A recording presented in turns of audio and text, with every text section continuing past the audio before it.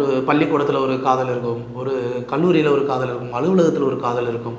ஆனால் நம்ம ஒரு காதல்னு நம்ம ஒரு கற்பனையில் ஒரு காதல் வச்சுருப்போம்ல, ஒரு ஃபேண்டசி லவ். நமக்கு கனவு நம்மளுடைய காதலி இப்படி இருக்கணும், நம்மளுடைய காதலன் இப்படி இருக்கும் அப்படின்னு சொல்லிட்டு. ஆனால் ரியாலிட்டி ஆஃப் லவ் அப்படின்னு ஒரு விஷயம் இருக்குல்ல, ரியாலிட்டியில் எப்படி ஒரு உண்மையிலேயே ஒரு காதல்ங்கிறது எப்படி இருக்கும் அப்படிங்கிற ஒரு விஷயம் இல்லையா. இந்த ஒரு விஷயத்தை தான் இந்த படம் பேசுது. இதை வந்து என்னென்னா கருத்தியல் ரீதியாக பேசாமல் அழகான திரைக்கதையில் பேசுது. படம் ஆரம்பத்தில் வந்து ஃபர்ஸ்ட் ஆஃப் கொஞ்சம் ஆவரேஜ் மாதிரி தோணும், ஏறி இறங்கி தான் போகும். ஆனால் அதுக்கப்புறம் சூப்பராக இருக்கும். இந்த படத்தில் நடித்திருக்க நடிகர்கள் கிஷன் தாஸ் வந்து முதல் நீ முடிவும் நீன்னு முதல் படம் அதிலேயே நல்லா நடிச்சிருந்தார்.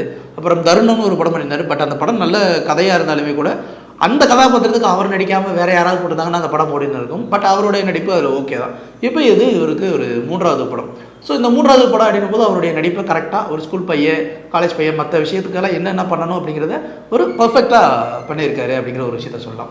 இன்னொரு பக்கம் நடிகை சிவாத்மிகா வந்து நம்ம முதல் படம் அப்படின்னா நித்தம் ஒரு வானம்னு அசோக் செல்வன் கூட ஒரு சின்ன ரோல் பண்ணியிருப்பாங்க. உண்மையிலே நல்லா பண்ணியிருக்காரு. யார் இந்த பொண்ணு வித்தியாசமாக பண்ணியிருக்காங்களே அப்படின்னு வச்சுப்போம். இப்போ பாம்னு ஒரு படத்தில் நல்லா ரோல் பண்ணியிருப்பாங்க. மேபி அந்த படம் பெருசாக போகல. ஆனால் இதில் சிவாத்மிகாவோட ரோல் செம்ம டாமினண்ட்டாக இருக்கும், சூப்பராக இருக்கும், நல்ல ரோல்.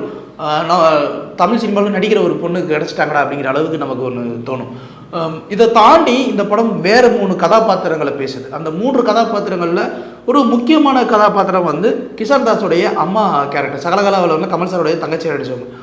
அவங்களுடைய அந்த கேரக்டர் இருக்கு இல்லையா, அந்த அம்மாவுடைய கேரக்டரு, அதாவது வீட்டுக்கெல்லாம் டிஃபன் சமையல் கொடுக்குறவங்க, அவங்களுடைய கதாபாத்திரம் ஒரு நார்மலாக ஒரு அம்மா கதாபாத்திரம் மாதிரி, ஒரு லூஸ் அம்மா மாதிரி இல்லாமல் ஒரு யதார்த்தமான அம்மா. அந்த யதார்த்தமான அம்மாவையும் தாண்டி ஒரு ப்ரீ கிளைமேக்ஸில் வந்து ஒரு காட்சி வரும், அம்மாவுக்கும் பையனுக்கும் உண்டான சம்பாஷணையில்.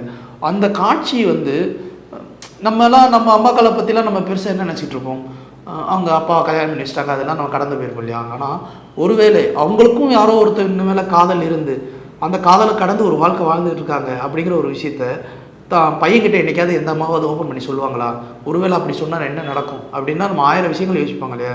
ஆனால் இந்த இடத்துல அந்த ஒரு காட்சி வந்து ரொம்ப முக்கியமான காட்சி, ரொம்ப அழுத்தமான ஒரு காட்சி. அதை இங்கே பார்த்தீங்கன்னா அந்த படத்தோட டெப்த்தை புரிஞ்சுக்குவீங்க. அது சூப்பராக இருந்துச்சு.